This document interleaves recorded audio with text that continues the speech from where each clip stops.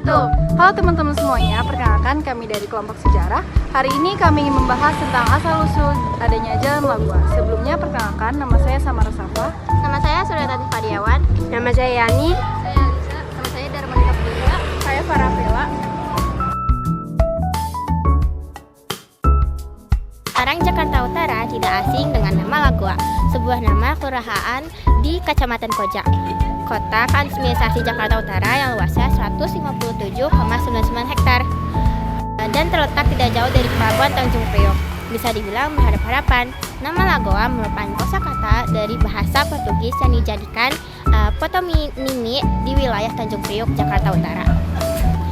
Lagoa merupakan kata dari bahasa Portugis untuk sebutan laguna, yaitu daerah perairan yang relatif dangkal dan sepi, terletak di lingkungan pesisir dan memiliki akses laut, namun terpisah dari kondisi kelautan yang terbuka oleh penghalang.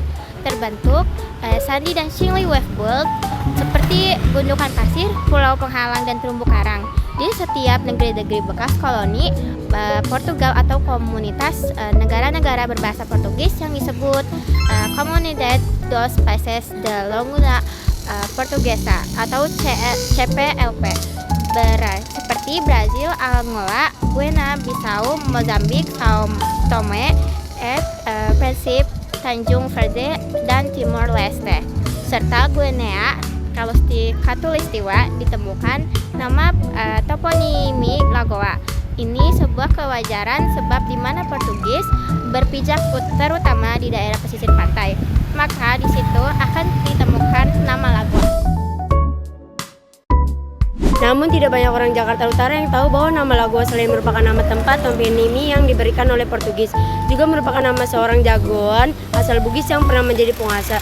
Di Pelabuhan Tanjung Priok dengan nama lengkap Labuang de Pasore, Lagoa yang jagoan asal Bugis ini pernah berseteru dengan penguasa Pelabuhan Tanjung Priok lainnya, itu Haji Tijitra Idang asal Banten, yang kemudian berakhir dengan damai karena Lagoa dijadikan mantu oleh Haji Tijitra.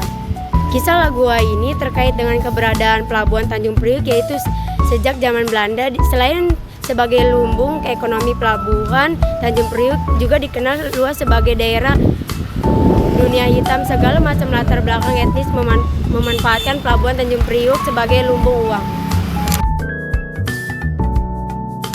Walhasil kawasan Pelabuhan Tanjung Priok erat hubungannya dengan perebutan kekuasaan para individu maupun kelompok. Dengan perebutan kekuasaan para individu maupun kelompok, dalam masa itu salah satu jago yang menjadi penguasa Pelabuhan Priok dari media 1930 sampai 1950 adalah Lagoa yang memiliki nama lengkap Labuang de Pasore. Di zamannya, sepak terjang Lagoa telah kesohor di Santoro Utara, Jakarta. Satu sisi Lagoa adalah tokoh masyarakat, sisi lainnya Lagoa dikenal pula sebagai jago yang merangkap mandor pelabuhan. Kehebatannya dalam bela diri silat menjadikannya Lagoa memiliki banyak pengikut, terutama mereka yang berdarah Bugis di Batavia. Lagoa, lelaki Bugis yang mempunyai nama besar sebagai orang yang paling disegani, menjadi salah satu penguasa Onderweren di utara kota Batavia atau Jakarta pada tahun 1930 dan 1950-an.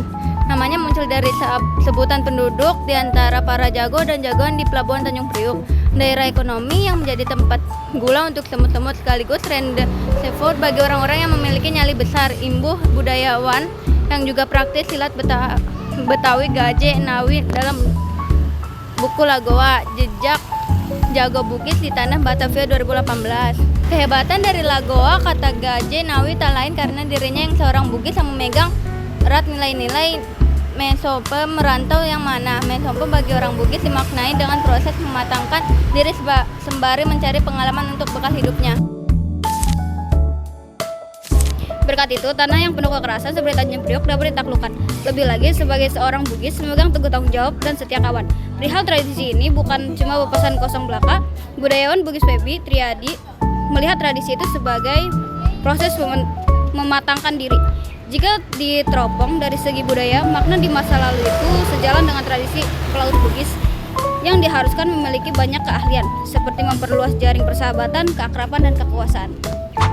Bekal keahlian itu yang membuat orang Bugis termasuk Lagoa dapat besar dan eksis di kampung orang. Apalagi di zaman dahulu, orang yang melenggengkan Masompe turut membekali dirinya dengan ilmu lainnya. seperti memperdalam mamenca atau pencak silat dan padi senggang atau ilmu kesaktian seperti lagua. Ilmu ini hanya khusus untuk mereka yang mencarinya saja dan betul-betul ingin membekali diri. Biasanya ini dilakukan sama orang yang memang ingin jadi jawara. Kalau padi senggeng hampir semua orang Bugis tahu. Orang yang belajar mamenca juga itu sudah pasti tahu betul apa yang dinamakan padi senggeng. Tapi kalau padi senggeng memang terbagi banyak. Ada yang memang dipakai untuk kebal, keselamatan, jodoh, dan rezeki. Tutup Feby Riyadi. Sekian penjelasan dari kelompok kami. Kurang dan lebihnya mohon maaf. Terima kasih. Assalamualaikum warahmatullahi wabarakatuh.